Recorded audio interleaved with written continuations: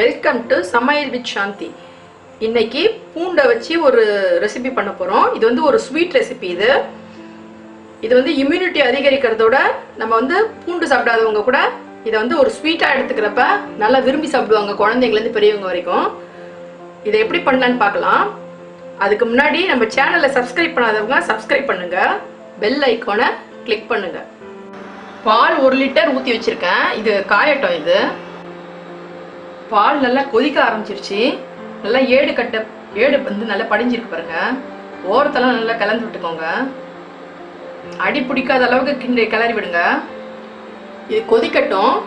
பூண்டு எடுத்திருக்கேன். ஒரு 20 பல்லுலேருந்து 25 பல்லு வரைக்கும் எடுத்துக்கோங்க. இந்த பூண்டை உரிச்சி கழுவி எடுத்துக்கோங்க. இப்போ இதை வந்து நல்லா பொடியாக சாப் பண்ணி எடுத்துன்னு வர போகிறேன் நான். பால் ஒரு 70% கம்மியாயிருச்சு. நல்லா திக்னஸ் வந்திருக்கு. இந்த ஏடெல்லாம் நல்லா இப்படி உடச்சி கலந்து விடுங்க. இப்போ இந்த ஸ்டேஜில் வந்து பூண்டை வந்து நான் நல்லா சாப் பண்ணி வச்சுருக்கேன். இதை வந்து உங்களுக்கு பூண்டு பிடிக்குன்றவங்க வந்து பூண்டை முழுசாக கூட போட்டுக்கலாம், இல்லை கொஞ்சம் பெரிய பெரிய பீஸாக கூட போட்டுக்கலாம் சாப்பிட்றவங்க. இது வந்து குழந்தைங்களுக்கு இந்த மாதிரி பொடியாக கட் பண்ணி போட்டு கொடுத்துட்டாக்கா அவங்களுக்கு தெரியாது. ஸோ அதனால் நான் இந்த மாதிரி கட் பண்ணியிருக்கேன். இப்போ வந்து இந்த ஸ்டேஜில் இதை போட்டுப்போம். இதை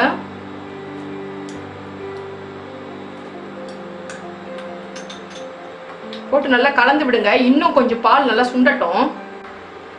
ஓகே, பால் வந்து பாதி அளவு நல்லா சுண்டி வந்துருச்சு.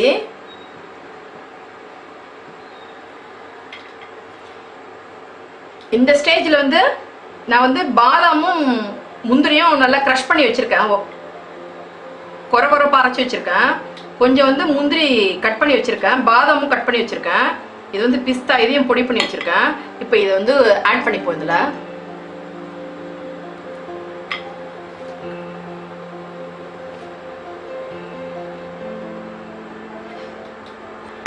இந்த பொடியை போட்டுக்கலாம். போடுறப்ப கொஞ்சம் கலர்ன மாதிரி போட்டுக்கோங்க.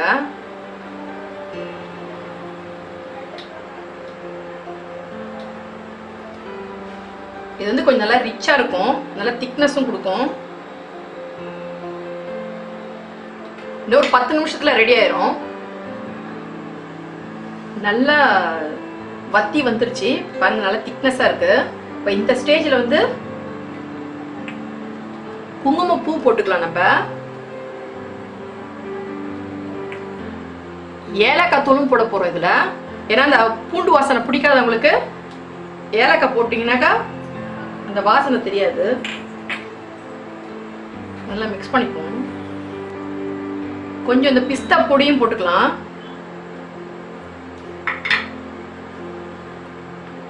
இப்போ இந்த ஸ்டேஜ்ல வந்து சுகர் போட்டுக்கலாம். சுகர் வந்து கொஞ்சம் கம்மியாகவே போட்டுக்கோங்க. ஏன்னா பால் வந்து கொதிச்சு நல்லா சுண்டி வரப்ப அதுலேயே ஸ்வீட்னஸ் நிறைய வரும், அதனால கம்மியாக போட்டுக்கோங்க. பெரிய டேபிள் ஸ்பூனில் பார்த்தீங்கன்னா ஒரு 6 ஸ்பூன் போட்டால் போதும். ஓகே, பாசுந்தி இப்போ ரெடி ஆயிடுச்சு.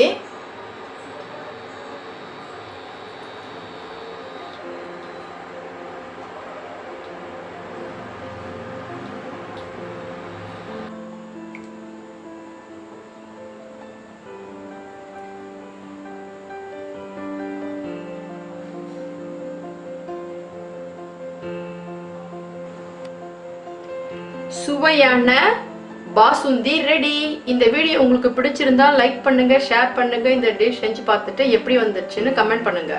இதே மாதிரி நிறைய ரெசிபி உங்களுக்கு வேணும்னா எங்க சேனலுக்கு சப்ஸ்கிரைப் பண்ணுங்க. மறக்காம பெல் ஐகான் கிளிக் பண்ணுங்க. மீண்டும் ஒரு புது ரெசிபியுடன் உங்களை சந்திக்கிறேன். நன்றி.